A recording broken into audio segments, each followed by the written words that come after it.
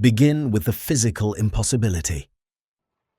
The Manufacturers and Liberal Arts Building at the 1893 World's Fair was the largest building in the world by footprint. Its roof was held aloft by a forest of heavy structural steel, trusses spanning over 350 feet. Its foundations were deep, graded footings dug into Chicago's soft soil to prevent the settlement of immense permanent loads.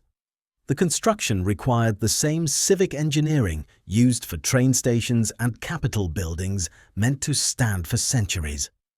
The official record calls it a temporary shed.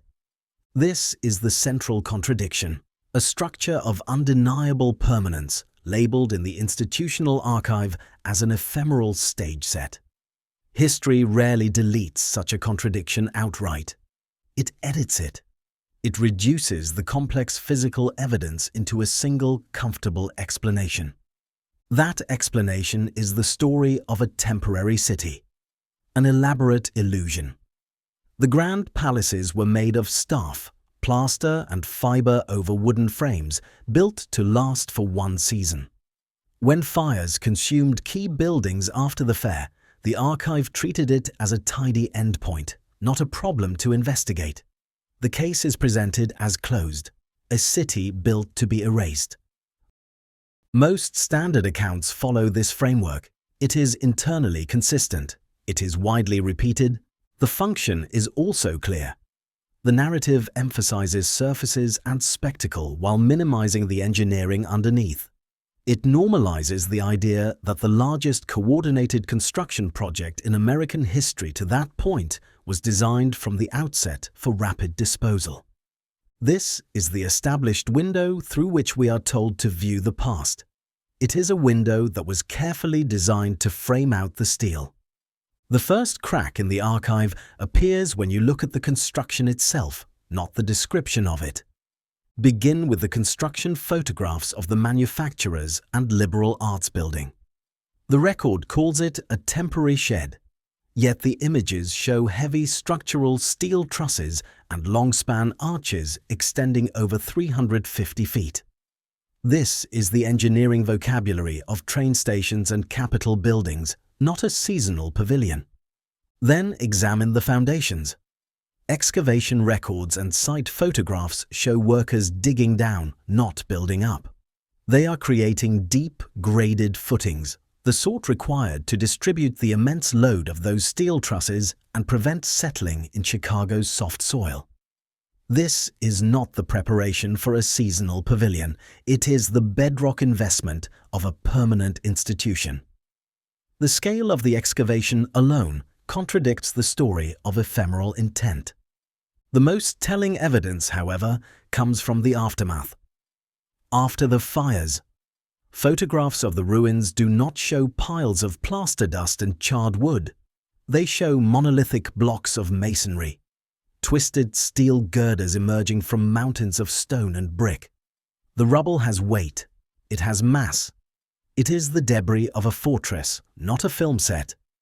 When you place these buildings beside their acknowledged permanent contemporaries, the great railway terminals, the libraries, the museums, the architectural language is identical. Grand neoclassical forms, monumental scale. The only difference is the label attached to them. One is called permanent, the other temporary. The archive provides the label, the physical evidence provides the contradiction, and once you see that first crack, you begin to see the pattern everywhere, not just in what was built, but in what followed. The systematic effort to take it all down. But if the buildings were just plaster, the cost of removing them shouldn't have existed. Instead, the demolition budget ran into the millions. You don't spend millions to move air. This brings us to the paper trail. The bureaucratic record of the erasure. If the buildings were, as claimed, temporary constructs of staff and wood, their removal should have been a simple salvage operation, a matter of weeks. Instead, the demolition contracts tell a different story. They specify blasting. They require heavy machinery, steam shovels and cranes for the removal of mass foundation work and structural steel. The language is not for dismantling a set. It is for decommissioning infrastructure. City permits add another layer. Applications were filed not for clearing a lot, but for excavating foundations. The permits note the need to break up and remove existing stonework and concrete footings to a specified depth. These are the requirements for a site that held something anchored, not something placed on the surface. The cost codes within these documents are for earth moving and heavy debris removal, not for hauling away plaster and 2x4s. Then there are the engineer notes. Subsurface condition reports from the demolition phase repeatedly mention interference with prior stonework and difficulty in extracting pilings. One foreman's log from October 14th notes, progress halted at horticulture site. Steam shovel unable to penetrate unexpected masonry mass, requesting blasting permits. This is the friction of reality against the official story. The ground itself resisted the narrative of temporariness. Now, analyze the cost. The fair's initial construction was a massive investment, but the post-fair demolition budget ran into the millions. You do not spend millions to remove something designed to be removed cheaply. The financial records reveal an allocation of resources that matches the effort required to defeat permanent engineering, not to tidy up a temporary exhibit. This expenditure is the economic signature of a reduction, not a cleanup. Finally, consider the fires. Their timing was precise. Their spread was often cited as evidence of the flammable nature of the temporary buildings. Yet, fire department reports and insurance maps note the unusual intensity of these blazes, the sustained heat required to collapse steel, the difficulty in quenching fires feeding on thick masonry partitions. They burned what the wrecking balls had not yet reached. Individually, each fire is a tragedy.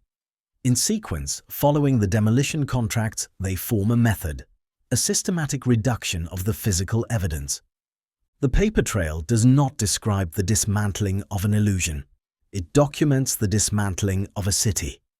This wasn't a Chicago anomaly. It was a playbook. St. Louis, 1904. Paris, 1889. Different cities, identical labels. This pattern is a recurring architectural phenomenon where the label temporary is applied to structures of undeniable permanence. Take the 1904 St. Louis World's Fair. The official guidebooks similarly touted the temporary, plaster-built nature of its grand palaces. Yet, when the site was later redeveloped, construction crews encountered the same anomaly. Massive, buried concrete foundations, extensive underground utility tunnels, and stone footings that had to be dynamited. The scale of the removal effort once again far exceeded the story of a seasonal festival. The same claim, the same physical contradiction. Look to the 1889 Paris Exposition. Its narrative is carefully curated. The Eiffel Tower is framed as the lone permanent survivor, a single exception that reinforces the claim that everything else was temporary. Yet major halls required substantial foundations, and their removal became a civic project in its own right. Again, the label functions as advance permission for comprehensive erasure. The pattern is visible in the architectural language: Chicago, St. Louis, Paris. These fairs did not build modest pavilions. They built in neoclassical and Beaux-Arts forms, the same vocabulary used for banks, courthouses, and museums. Individually, each fair can be dismissed as a unique event, a budgetary anomaly, a product of its time. Together, they form a pattern of historical reduction. The story of temporariness becomes the mechanism for erasure. Look at the Museum of Science and Industry. It's the one building they didn't erase, and it proves everything we've just discussed. This leads to the central question. What does erasing this scale of architecture accomplish? It controls the historical narrative. A permanent fairground would have remained a physical anchor. By reducing it to photographs and descriptions, the narrative becomes easier to simplify and revise. Questions about its engineering and purpose are buried with the foundations. Consider the one building that was allowed to survive, the Palace of Fine Arts. Its survival is always presented as a conscious preservation effort, a testament to the fair's artistic legacy. But its survival serves a deeper rhetorical purpose. It proves that permanence was technically possible. The building was, structurally, no different from the others. It had the same steel, the same foundations, the same scale. It survived because a decision was made to keep it. Therefore, the question is no longer, how could they build such grand things temporarily? The demonstrated capability for permanence existed. The question shifts to, why was a specific, concerted, expensive effort made to remove all the others? The real monument of the 1893 World's Fair is not what was built for 6 months. It is the effort spent over the following years to unbuild it. The true artifact is the erasure itself. The demolition contracts, the excavation permits, the millions spent. This is the lasting legacy. It is a monument not to creation, but to reduction. A testament to the will to make something massive disappear into a simple story. The evidence suggests a direct correlation. Where you find the label temporary in the institutional archive, you often find the foundations of permanence in the ground. This is not an argument about plaster. It is an observation about pattern. The crime, if there is one, is not against a building. It is against the historical record. It is the replacement of physical evidence with a convenient story.